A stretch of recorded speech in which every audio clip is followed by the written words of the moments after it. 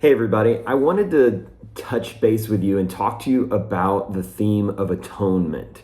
And Pastor David did a wonderful job of talking to us about atonement on Sunday and talking about what that looks like in our lives today. And I just wanted to kind of give you some biblical understanding of the word atonement and then talk about why this word is so important to us today. So first, it's very important for us to understand that the Old Testament and the ancient world believed in more than one God. I think for us, that's a kind of a hard concept to understand a lot of times because we have this understanding that there is only one God. And if you don't believe in that God, you're probably an atheist or an agnostic and you just don't believe in God at all. But that wasn't the case in the ancient world. Everyone believed in some form of God or gods, and everyone believed in everyone else's gods and gods. That's where you get the Psalms writers saying, "You are God," saying to the one true God, "You are God above all other gods." Not you are God alone, but you are God above all other gods. And so everyone in the ancient world sacrificed to their gods. They would give their gods animals, they would give their gods farm things from their crops, all sorts of things to atone for the wrongs that they had done so that that God would provide for them, would bring rain for their crops, would bring sun so that their crops would grow, would bring fertility to their family, all sorts of things that they wanted so that their lives could be better. But then the book of Leviticus was written. And the book of Leviticus to us is this really crazy, strange book with all of these sacrificial systems and lots of blood. And it's kind of strange to us. But we have to imagine that this book was like incredibly ahead of its time. Because for the first time ever, the people, especially the people of the one true God, Yahweh, could know where they stood with a God. They didn't have to question, did I do enough?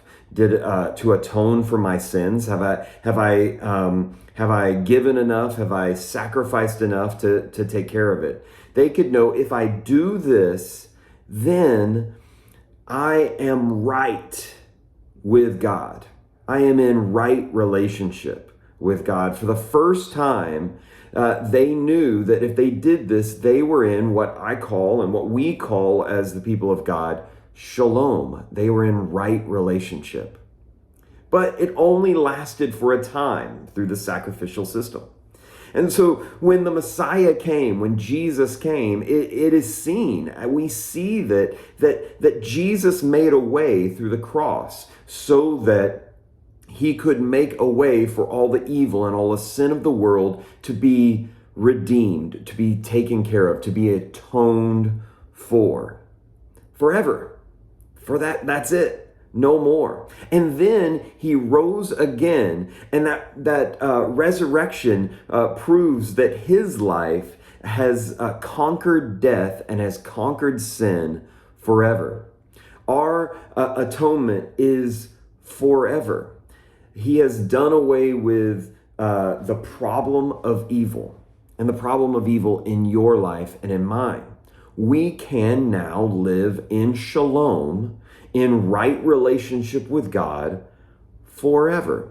And this is done not just through the cross, but through all of Jesus's life, from his life on earth and what he taught, to his death, to his resurrection, to his going back up into heaven. The whole ascension process, like this whole process is God's atoning work for your life. And it's not just for your life. Atonement means that it is for the kingdom. It is for the whole people of God to be atoned for, to be made, to make a way in our lives. And so what does this mean for our life today? It means that we don't have to question, am I saved? Am I not saved? We don't have to wonder, have I done enough? Have I been good enough? Or have I done enough good things to get myself into heaven? We don't have to worry about those things, because the grace of God and the atonement of God has made a way for us. But the beauty is, it's not about those things. The beauty about these things is that we get hung up on how close to the line can we get without, sinning and being out of God's will or something like that. But God has made a way through Jesus so that you might truly live a life of peace and of love to your neighbor.